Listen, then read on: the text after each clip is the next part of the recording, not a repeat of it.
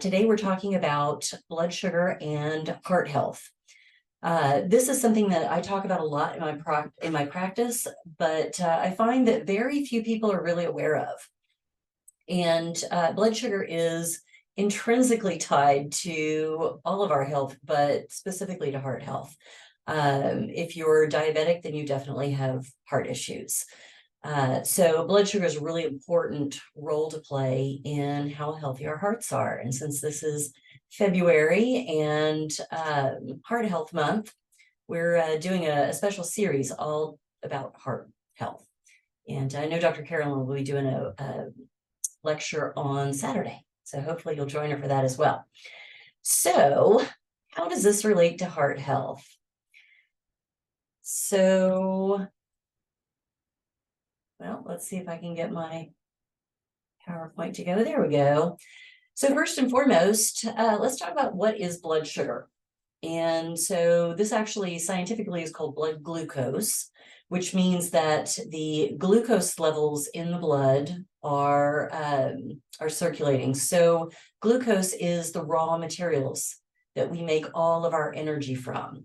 And all of our foods, all of our macronutrients, fats, carbohydrates, and proteins actually break down into glucose eventually. Some of them take longer than others to break down. Carbohydrates break down the most quickly, but all of our macronutrients actually break down into glucose. And that's what the body uses to create the energy that we use for everything, including cellular repair and detoxification, but also all the stuff that we do, running our muscles and working our brain and keeping our heart running. So glucose is very important. But it's also important to keep our glucose balanced. So when we have too much, it can cause actually really major problems. And there are a lot of different ways that you can measure blood glucose. One of the tests that I see frequently is the fasting glucose. Usually doctors will do that as part of a comprehensive blood panel. And what fasting blood glucose tells us is how much glucose you have circulating in your blood if you haven't eaten. When you've eaten something, then of course the blood glucose goes up because the body breaks that down into glucose and then circulates it for use. You can also test your hemoglobin A1C. Now that's not actually a direct test of how much glucose is circulating in the system currently. That is more of a test of the past 3 months. And it doesn't actually tell us glucose levels. It tells us some actual products of glucose levels, which we'll also get to here in a minute. But it's also a really good way to see kind of what your average blood glucose has been for the last 3-month period. And ideally, we should see A1C between 4.2 and 4.7, and ideal fasting levels between, some say 70 to 90, some say 75 to 95. I like to see those blood glucose levels fairly low as much as possible. So keeping it under 90 is always a good idea. The continuous glucose monitors are a really good option for a lot of people. I really encourage people to spend a couple of weeks with a continuous glucose monitor. And it's actually a little device that you kind of like plug into the body. It's got a small needle in it. So it is a little small puncture, but you really don't notice it. And basically you wear it for a couple of weeks and it's able to monitor your glucose levels 24 hours a day. You can set alarms through your device, so you can connect it with your phone or your tablet, and it'll set alarms if you hit highs or if you hit lows. And so it's a really good way to see how different things affect your glucose levels. So, and we're going to talk about some of those things that affect glucose levels here in a minute, but so if you eat something and it causes your glucose to spike, or if you didn't get very good sleep the night before and it's causing your blood sugar to rise, then that will catch that constantly and send you updates. And show you graphs over the period of time. So it's a really good way to get a sense of what might be spiking your blood sugar levels. So the blood sugar in the system, excess glucose leads to a few different things. And one of those is a situation called glycation. This is a process where the excess glucose starts bonding to random proteins and fats that are also circulating in the bloodstream. And what it does is it causes those fats and proteins to become misshapen, to become non-functional. They don't work exactly the way that they would in the body. And so if the body tries to utilize those to create tissues, to create organs, things like that, then they impair the function also of the tissues and organs. And so these things can accumulate on the blood vessel walls. One of the side effects of glycation is that it leads to atherosclerosis. And atherosclerosis is the stiffening of the blood vessels.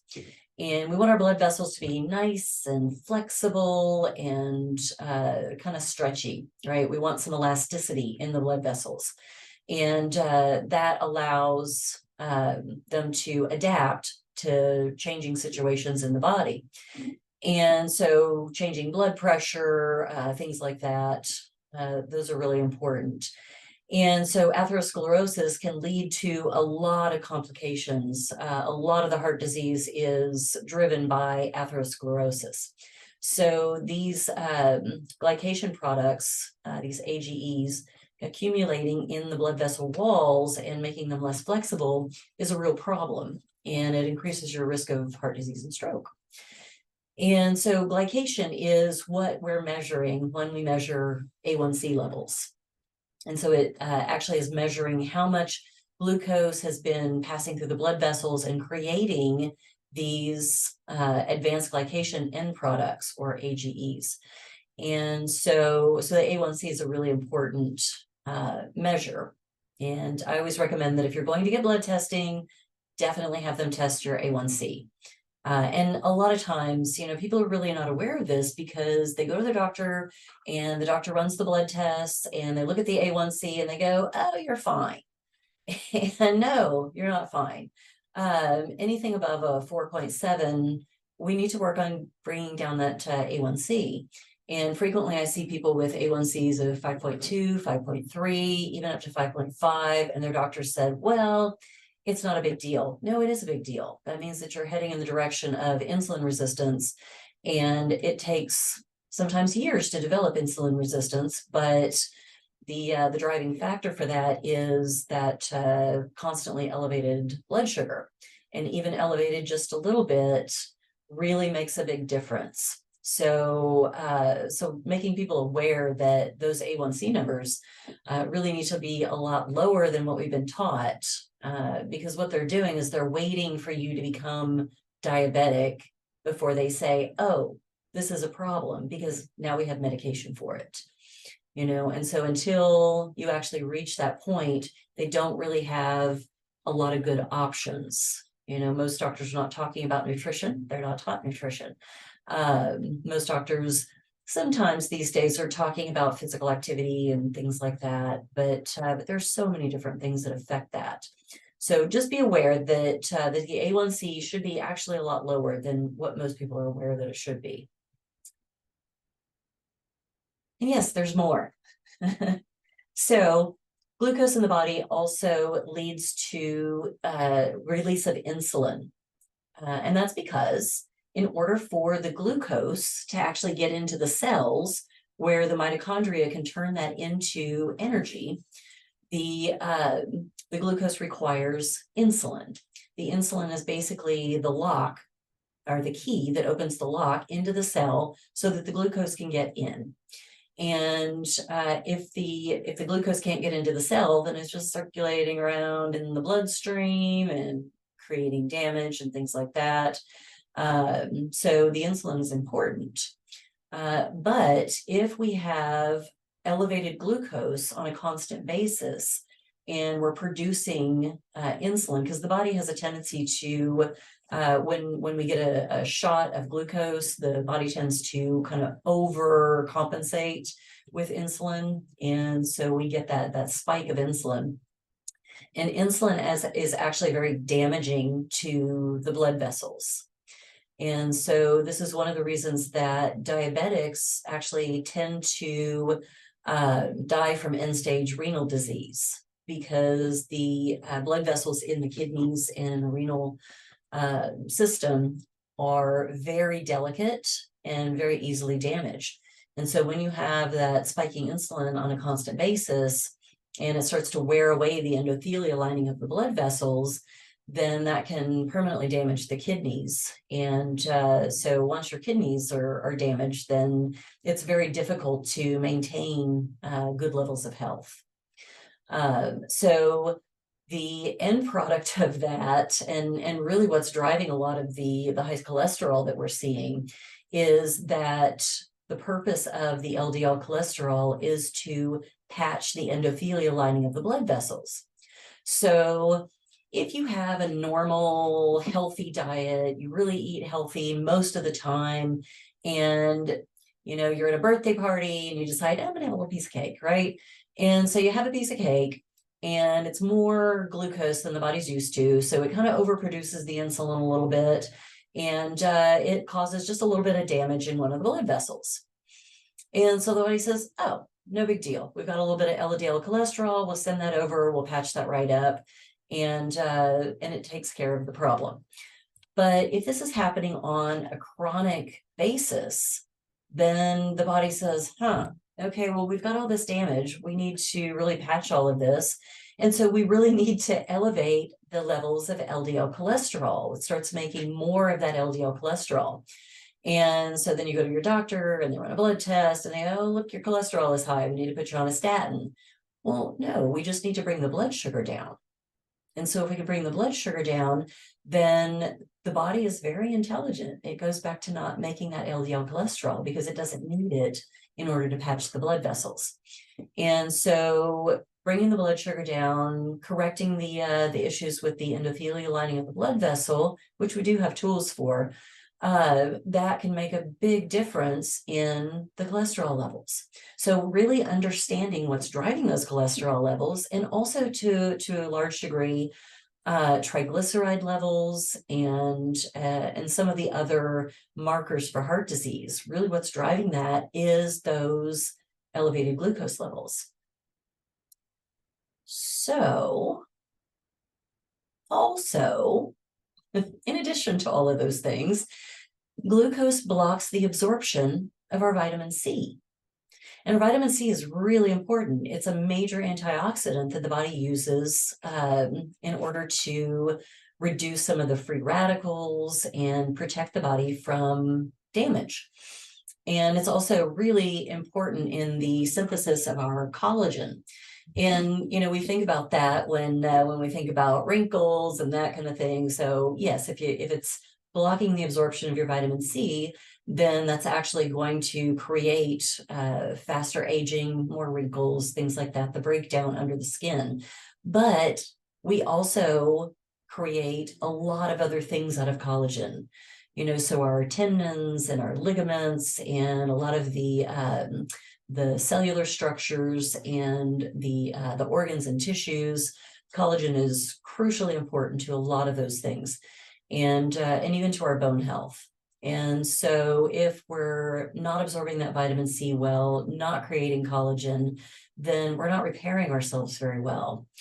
And the vitamin C is also a vasodilator, which keeps the blood vessels open and flowing, and helps to keep us from having blockages. So it's a crucial piece of the overall heart health picture.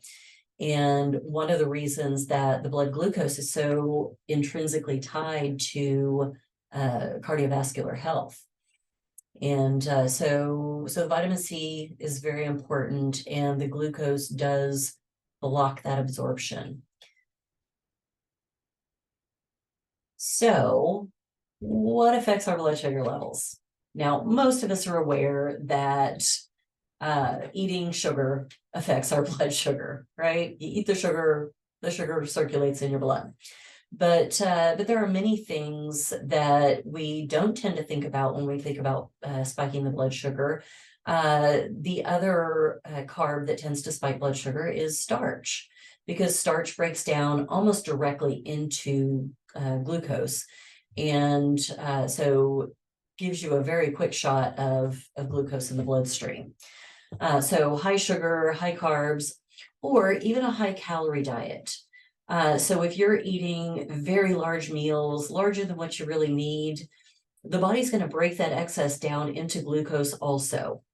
And that's, of course, going to spike your glucose levels, which then is going to create that insulin spike and all the issues associated with that. A sedentary lifestyle also is a major contributing factor to glucose, because, of course, we store glycogen, which is our storage form of glucose. We store that in the muscles. We do store some of that in the liver as well, but our muscles actually store a lot of glycogen, so that when we need to use the muscles, there's a reserve there. So in case we haven't had anything to eat recently, then the muscles actually have something to work with. And so a sedentary lifestyle, of course, leads to lower muscle mass, which then also means that we can't store some of the excess glucose. Chronic stress is a huge factor. Chronic stress frequently actually spikes the insulin levels. It creates a situation where the body says, well, we need more glucose to deal with this. We're going to need to make more energy because we have to deal with this chronic stress. And so it pulls the glycogen out of all the muscles, out of the liver, and it causes us to convert more things into glucose, which then spikes our glucose levels, which then creates insulin. So there's a whole picture with the chronic stress that causes an issue also with high glucose levels. Smoking contributes to many different issues with heart disease, including atherosclerosis. It also puts a lot of toxins in the system, which is not a good thing either. Sleep issues can be a major impact to glucose levels. And so if you're not getting really good deep sleep, that can really be a big factor in why your glucose levels may be high. Also, steroids and some other medications, pharmaceuticals, can lead to glucose levels being high, especially if you're using those over an extended period. Also, there are a couple of conditions that can lead to chronic blood glucose, which include polycystic ovary disease and also Cushing's disease. And then, of course, being overweight or obese really makes a difference to your blood glucose levels, which is really interesting because that's also a product of having those high glucose levels.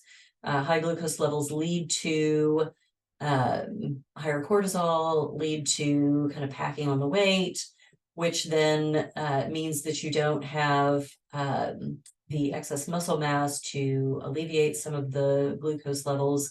It's kind of a vicious cycle. Once you kind of get on that cycle, it's a little more difficult to get off. And so keeping those glucose levels so that we're not gaining that weight, that's really important as well. So here's the important thing. What do we do about that, right? And so there's a few ways that we can really offset those glucose levels and help them keep those really low.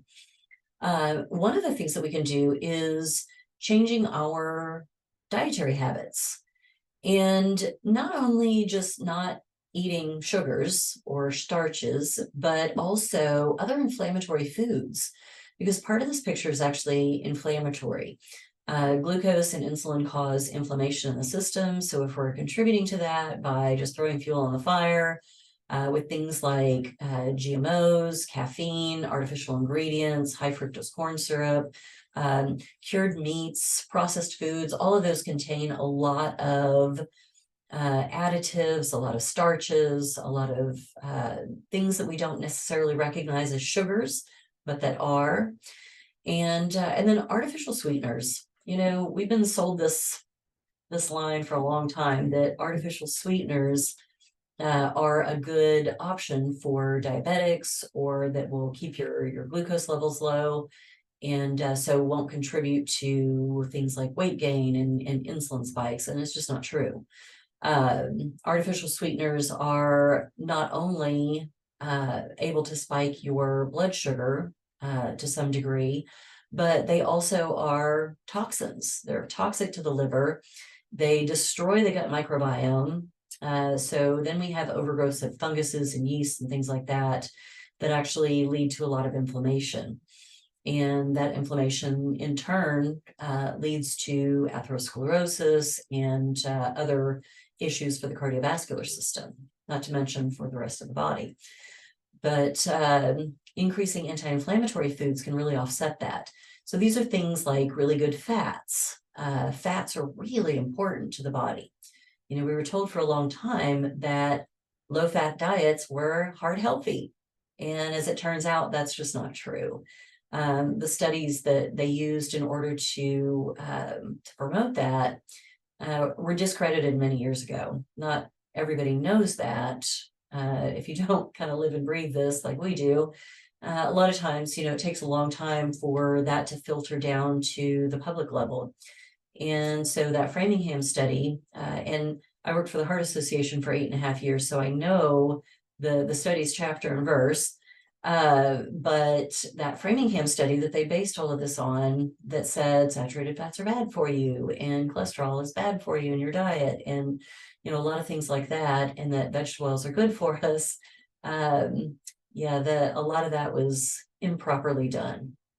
So things like avocados, coconut oil, olive oil, and then even pasture-raised eggs, grass-fed butter, and even to some degree, for some people, not for everybody, but for some people, some of the pastured meats are a really good option.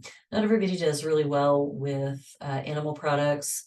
Some people are better vegetarians, vegans, but some people really need those animal products as well. So depending on your own biology, those can also be really good additions to your diet.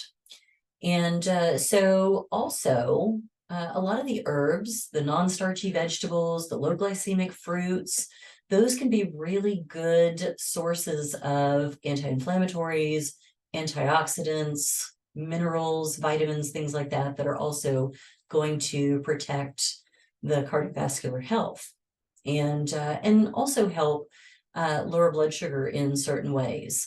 So for example, lemons and limes are considered bitters, and bitters actually support the liver function.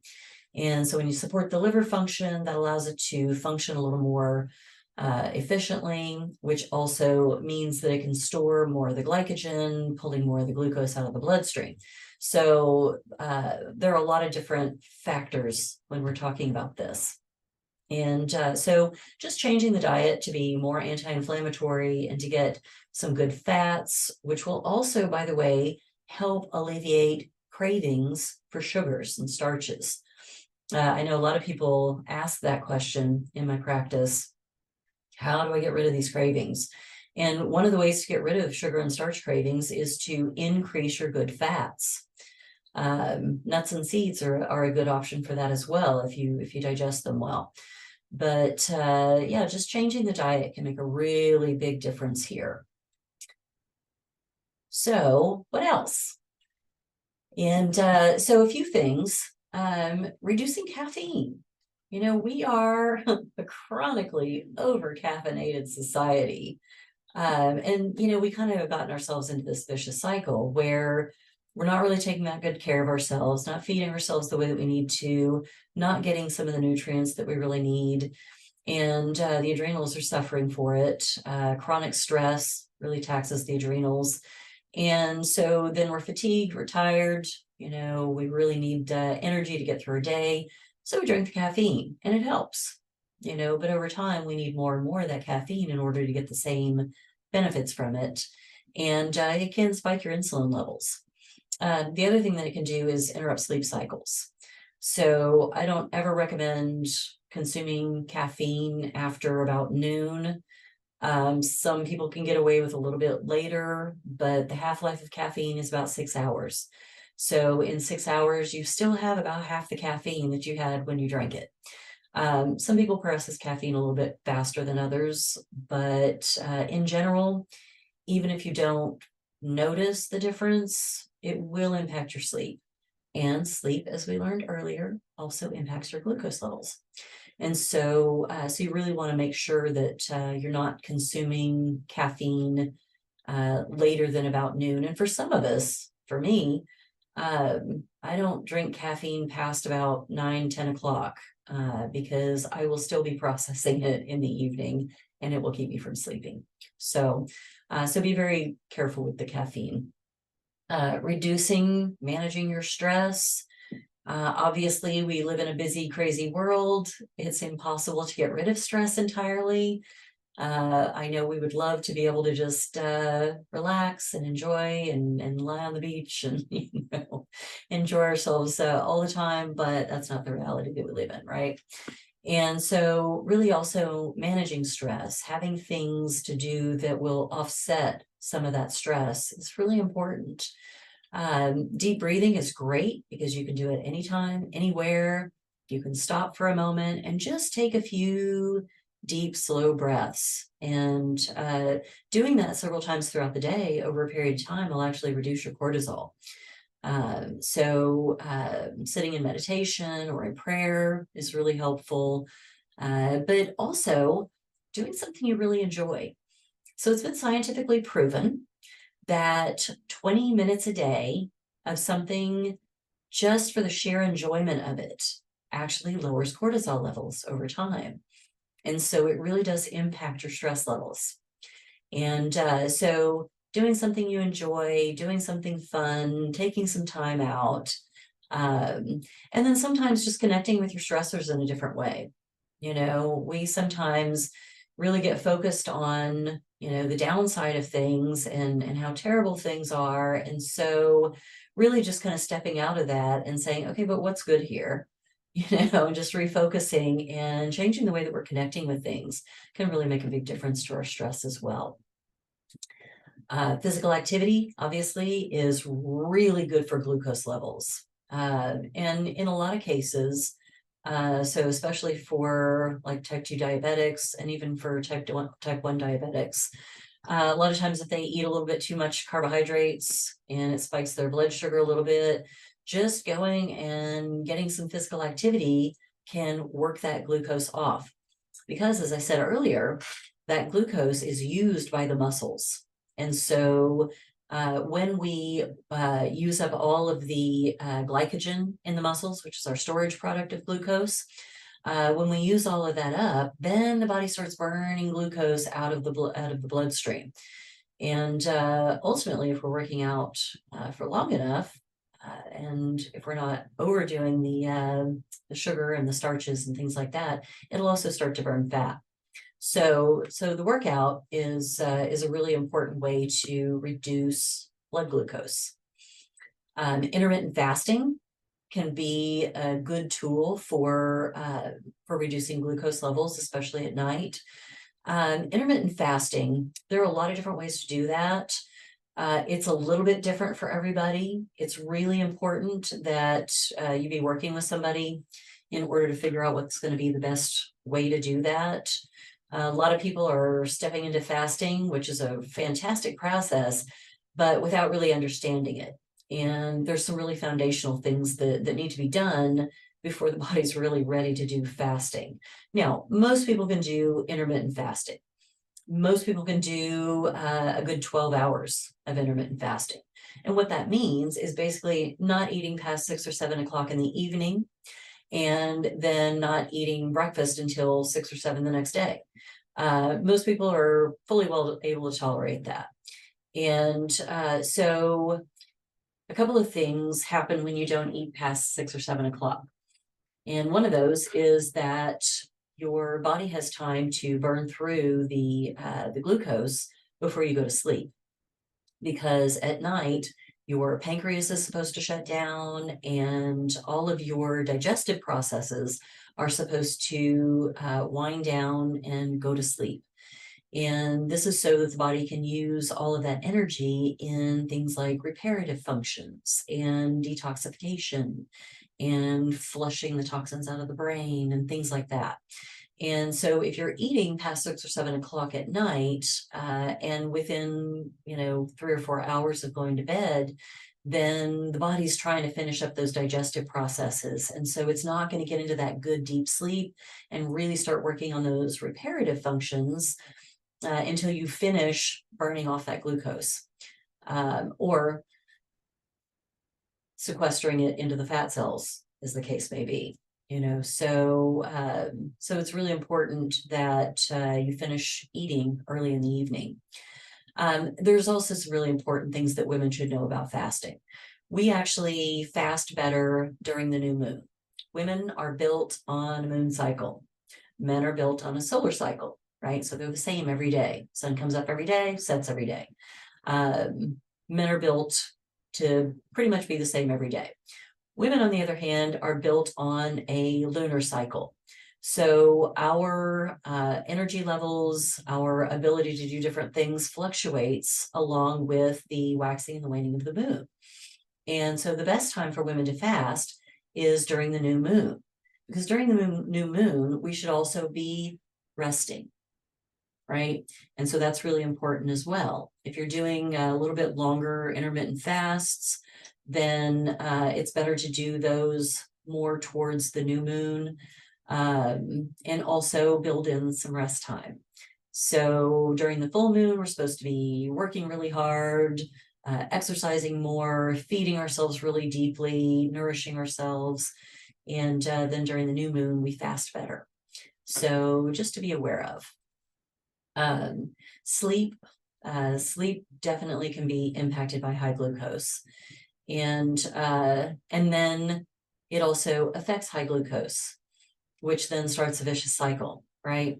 And so if you're not getting enough sleep and that's impacting your glucose levels, and then that's causing you not to get more sleep, getting off of that glucose cycle really is important.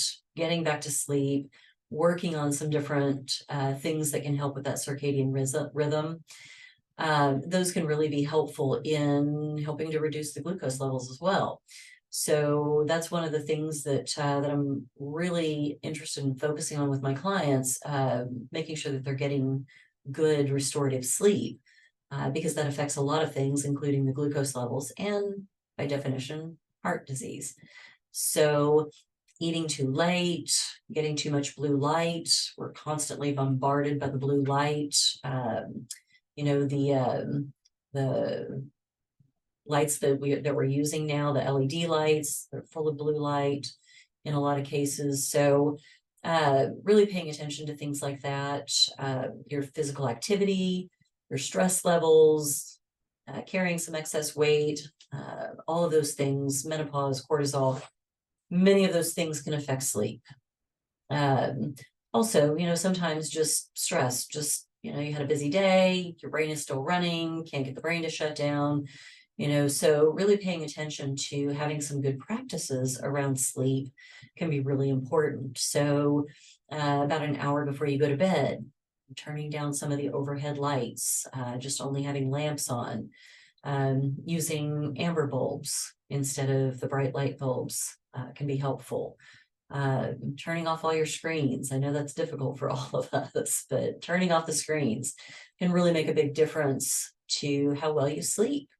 The brain actually doesn't start making melatonin until it recognizes that the blue light, which is daytime light, is gone. And so if you're on your phone, looking at things up until bedtime, then a lot of times that the brain is not going to create that melatonin until later. And so that can affect how easily you go to sleep. So all of those are definitely factors. So there we go. Also, in our practice, we have certain supplements, certain things that can really help in reducing glucose levels. So not only, food and sleep and all of the other things, but, frequently I find that people are really struggling with the glucose levels because the glucose levels have been elevated for a long time. And now the body's kind of adjusted itself to those levels. And then it's really hard sometimes to reduce those glucose levels. And so we do have a few things that really can be helpful for that. We have a product from Healthy Drops. It's called diabetic blood sugar or something like that. I don't know. They've changed the name of it. I can't remember it now, but it has some really good things in it, like alpha lipoic acid and chromium, and a few other things that can help reduce the blood glucose levels. So if you're, starting to change your nutrition, change your dietary habits, and still having some trouble bringing those glucose levels down, we do have things that can really help with that. Caraway, it's a plant stem cell product, so it's a little tincture. And caraway can actually help reduce the blood sugar levels overall, but also the glycation, so that bonding of the glucose molecules with the protein and fats in the bloodstream that then leads to that atherosclerosis. It's an anti-inflammatory, improves your insulin sensitivity. So a lot of these herbs work on many different levels to actually help that process of processing the glucose. And so dandelion is also a really good herb for reducing glucose. Again, we have that in a plant stem cell. It helps also with pancreatitis. So if the pancreas is a little bit dysfunctional, not creating enough insulin for the glucose to get into the blood cells, then the dandelion can also help with that. Black mulberry also supports the pancreas, supports secretion of insulin, and is also an antioxidant and protects the blood vessels. So that can be a really helpful supplement as well.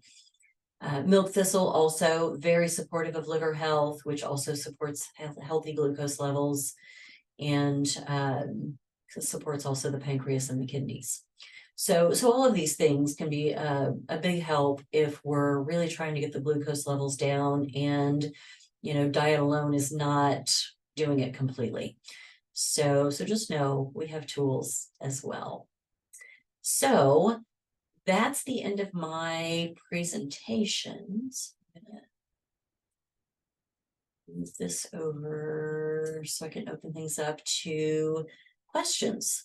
So if you have a question, do please unmute yourself and feel free to ask any questions you like. Happy to have any kind of discussion. So any questions from anyone on the call? Oops.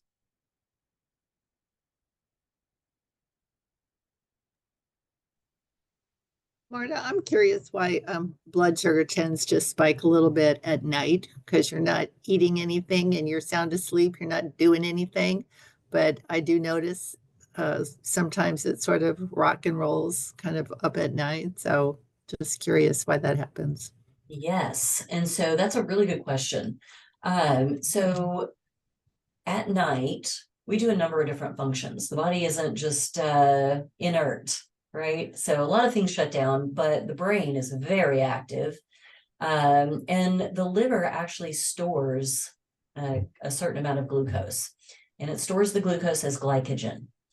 And so a lot of times, if we're not performing some of those restorative functions, we're not sleeping well, the liver will release a lot of that glycogen, but the body's not able to use it all up.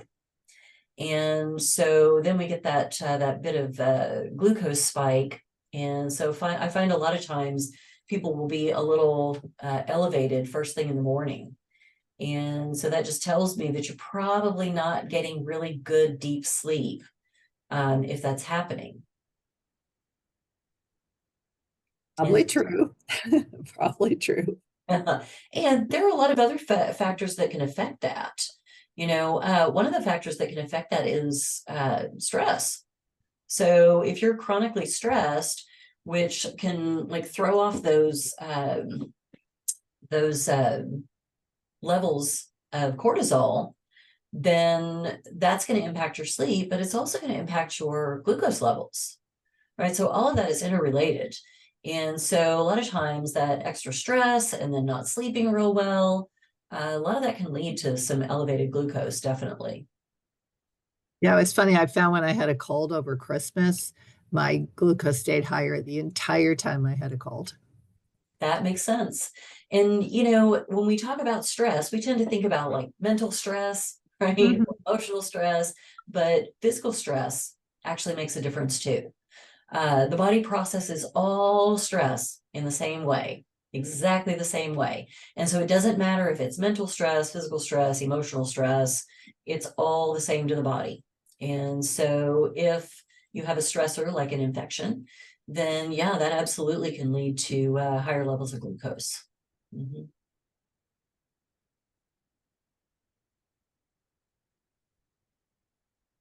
Any other questions?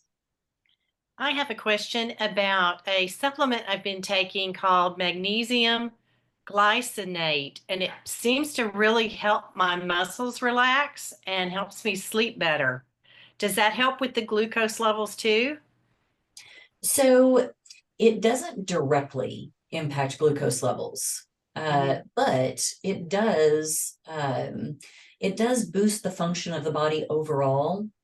So it does actually create relaxation in the muscles, which helps with the stress levels to some degree. But magnesium does like a million things in the body. Almost every body function uses magnesium, which is why we tend to be chronically low. And so there are so many different functions of the body that are utilizing magnesium.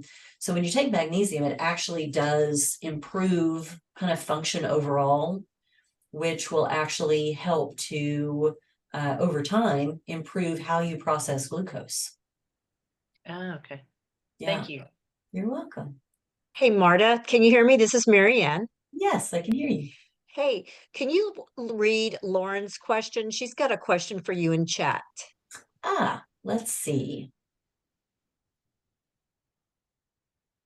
Okay, Lauren says, is homemade organic sourdough bread a helpful prebiotic or insulin spiker? My starter is made with whole wheat flour, rye flour, and vitalized water, dough made with organic bread flour. Nice to see you too, Lauren. So, so the thing to understand about bread is that grains are starch. Now, sourdough is going to have a lower level of starch because the yeast actually eats some of that. But when you add, because you have a sourdough starter, right? And you're going to mix that sourdough starter with more flour. So you're going to have flour and probably a little bit of sugar because you have to have some sugar to feed the yeast, and then water. And so overall, you are going to have a fairly high glycemic impact from eating that bread, and any bread really. It doesn't matter if it's wheat, it doesn't matter if it's rye, it doesn't matter if it's a gluten-free grain. The gluten-free grains are absolutely just as starchy as anything else. And so, so yeah, the let's see, no sugar in the bread. Okay, well, if you're working with really just the sourdough, then it's probably eating a good bit of that sugar and starch. So it is going to be a whole lot less impact than regular breads are going to be. I know with all the sourdough breads that I've made, I have to add flour to mine. So, but I don't do a lot of that. So I know that Lauren makes a lot of sourdough bread. She has a lot of experience with that. So, but yeah, I mean, if it's just the sour, then that really eats up a lot of the sugars and starches. And so it's going to have a whole lot less impact than just the regular breads. Yeah. Hopefully that helps.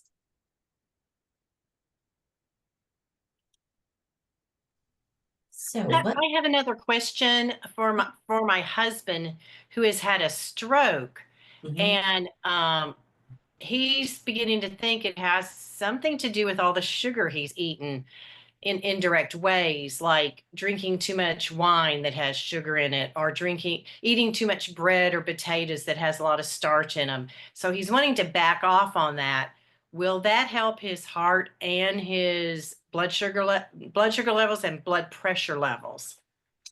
Yes, that should impact a lot of that. Now, depending on, because if he's already had a stroke, that means that he probably has some atherosclerosis. So in addition to just changing the diet, it will be helpful to do some other things that can really help alleviate that atherosclerosis. It is possible to heal that to some degree. It depends definitely on the person. It depends on practices a lot, but there can be some healing of that atherosclerosis. So omegas are really helpful for that. Physical activity is great for that. You know, it really helps the elasticity of the blood vessels. Vitamin C to some degree really helps with that. But definitely changing the nutrition will help a great deal. Absolutely. And will help to reduce his risk of further strokes. Right. He's had a mini stroke, maybe, according to the second MRI. And so he's seen a cardiologist, and they put the heart patches on him to monitor for AFib. And there was one incident in 4 weeks of AFib. So they're wanting him to now go to an electrophysiologist, possibly for an ablation, maybe not. And the cardiologist is saying it's irreversible, the damage he's done. And that the only thing he has as an option is to start taking Eliquis. And we're not real nuts about the whole Eliquis thing. I don't blame you. So this is something to understand. When somebody says, this is irreversible, this can't be fixed, it means that they don't know how to fix it. Yeah. Right? The body is capable of healing itself. Yeah. And, you know, I have seen some pretty remarkable things happen. And so, you know, just because somebody doesn't know how to fix it doesn't mean that it can't be fixed. What do you think about red rice yeast instead of a statin? They're pushing that also at him. So that can really be helpful. You know, there are a few things that can be really helpful instead of doing statins. And you know, statins, they lower the cholesterol, but they also the cholesterol is what we build our brain out of, you know. So there's some impact there. There are a couple of articles that I've seen recently that I think might be useful for you there. So I'm going to make myself a note.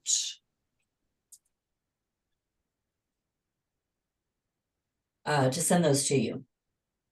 Right, because I don't want to go through what he's gone through. I'm trying to learn from this too. Absolutely. And you know, it wouldn't hurt for us to do a session and just talk about that a little bit, because we've got some really good tools for that. And we could dig just a little bit deeper into that. And because, you know, I mean, general advice is general advice, you know, so really kind of digging into the specifics of that could be really helpful too. Yeah, well, we would love to avoid drugs and surgery if possible and do things more natural. Yes. Even though some doctors poo-poo that. Yeah. And you know, there's a lot of there are a lot of studies out there, a lot of information.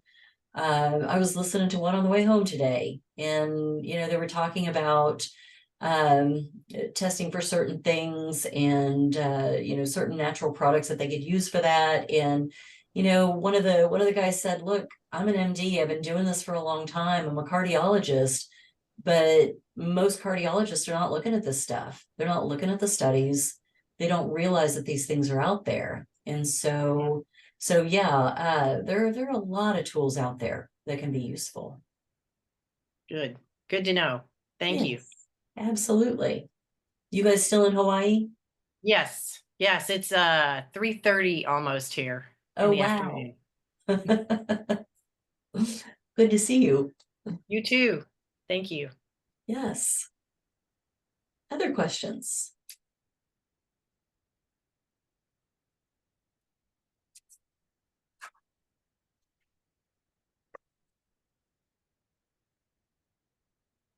All right. Marta, did you So say, Marta, this is Marianne again. Did you say that this might be available by recording for our participants or? I'm glad you asked that. Yes, I am recording. And so soon as I figure out how to get that uploaded somewhere, then we can share it. Yeah, we will have that available. And so I think we should be able to get a link together, I would say in the next, maybe by early next week. And definitely all of you that are registered, I'll send that out too. So, Yay, thank you. yes. Yeah, so in case you missed anything and you kind of want to go back through it, and I'll include the PowerPoint presentation as well. That's great. Thanks for this, Marta. It's really helpful. Yeah, you're so welcome. I'm glad you could be here. Yeah, me too. And I think I see your sister on here as well. She's there. She's on her phone, so I don't Yeah. know if she's as easy access. Right. Well, good deal. Any other questions from anyone? Marta, is it true that if you cook potatoes and then you cool them, that makes resistant starch, so it doesn't have the same impact on your blood sugar? That is true.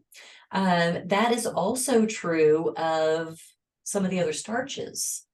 So for example, if you cook rice along with coconut oil, it also helps to create resistant starch. It doesn't convert all the starch, doesn't with the potatoes either, but it does create a lot of that starch into resistant starch, which then acts very like fiber in the body.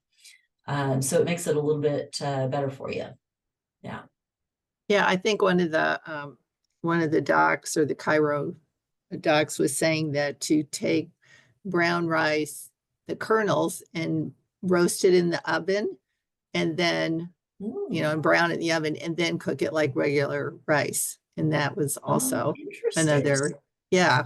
I did try it. It's good. I just didn't know if it worked. Sounds delicious. Yeah, that one I hadn't heard of, but I'll have to try that out. And but I definitely do know that cooking and then cooling potatoes, Mhm. and you can reheat them, Right. Yeah. but yeah, if you cool them and then eat them after that, then they absolutely do convert to resistant starch. So we can put potato salad back on our menu plan. Yes, as long as you put other good stuff with it. Yeah, I'm a fan of German potato salad, which is vinegar and onions Yeah. and lots of veggies, and in a lot of cases they put dandelion leaves in potato salad, so as a green, and it's Yeah. actually really good. I've been putting dandelions in my eggs, and it's good too. Yeah. That's one of my favorite, eggs and greens. Yes. Good deal. What else?